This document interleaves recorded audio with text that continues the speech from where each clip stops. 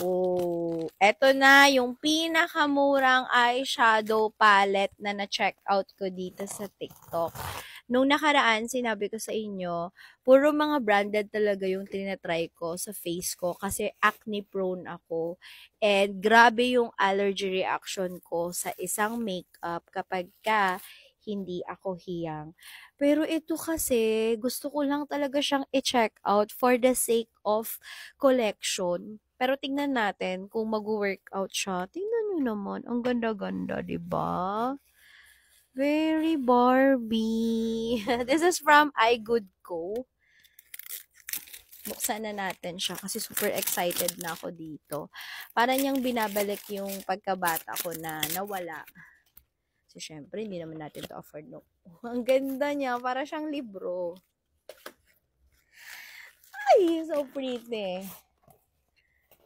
Ah. Wait, pakita ko ng closer sa inyo. Okay. So, ganyan siya, guys. 30 color eye and face palette na siya. Ito turn mo siya. Diba? Ang ganda-ganda.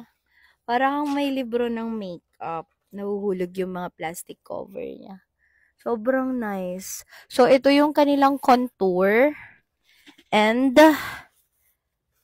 may mga kwento-kwento pa siya. Yan, may mga details pa siya. Ito yung blush nila. Grabe yung shade. So, and then, hindi. Oh, ito yung highlighter. Ang ganda. So, ito naman yung eyeshadow.